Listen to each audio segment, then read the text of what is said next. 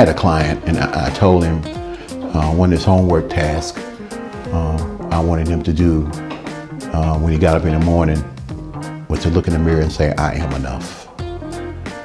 And that's something that I practiced because I really didn't think I was.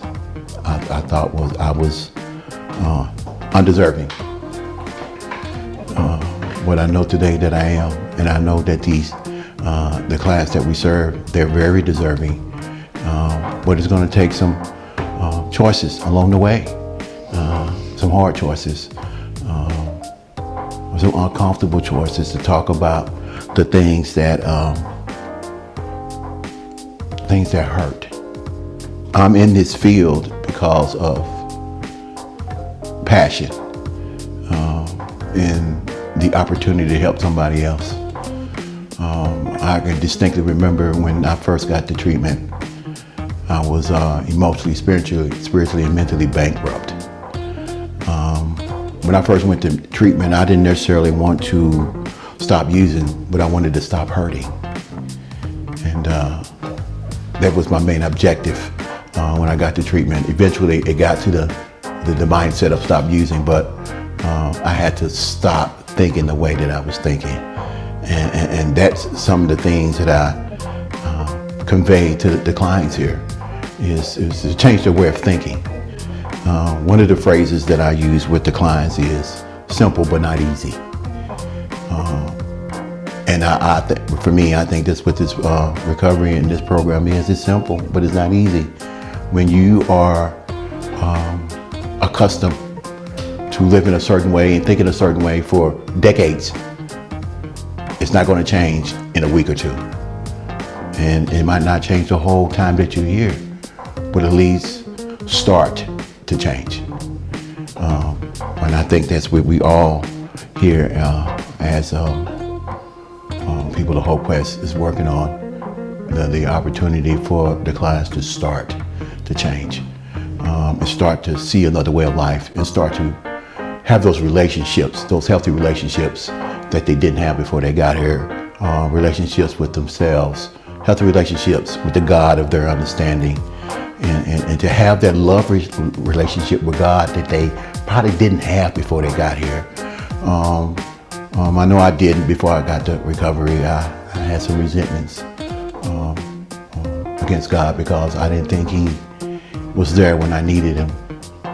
But I found out when I got in recovery, He was always there. I walked away.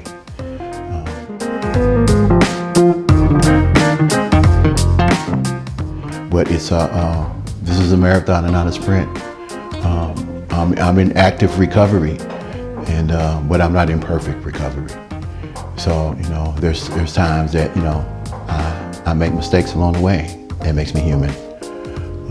And that's another thing I convey to the clients. You're human, you make mistakes. But I try to encourage them to not continue to make the same mistake over and over again. We was talking about this, Jonathan and I was talking about this a few minutes ago. One of the accountability tools is boundaries.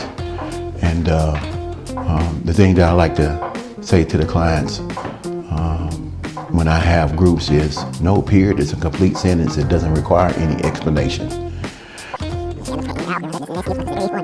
No period is a complete sentence. It doesn't require any explanation. And the reason I put it in that context because we say no a lot, and then when we engage in conversations with family, friends, whoever it may be, we are afraid of hurting their feelings.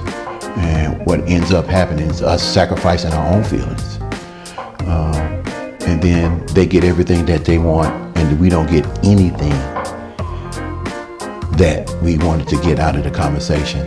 As for me, and what I try to convey to the clients as well too, it's peace, serenity.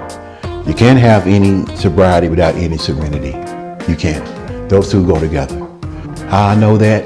Because I was addicted to chaos, among other things, but I was addicted to chaos. I didn't know what it meant to be quiet. I didn't know what it meant to be around other people that had those type of healthy emotions and things like that. I didn't know that until I got into recovery. But I know ever since I've been here, the warmth and the compassion that I've received since I've been here has been unmatched at any other job that I ever had. The compassion that this facility showed me when my wife passed in 2021 is just unsurpassed. It's just unsurpassed for other places. You know, they told me to take as much time as I needed, and then they gave me the notes, the texts and all that type of stuff. Definitely helped in my grieving process. You know, I want to, say today, thank you for that.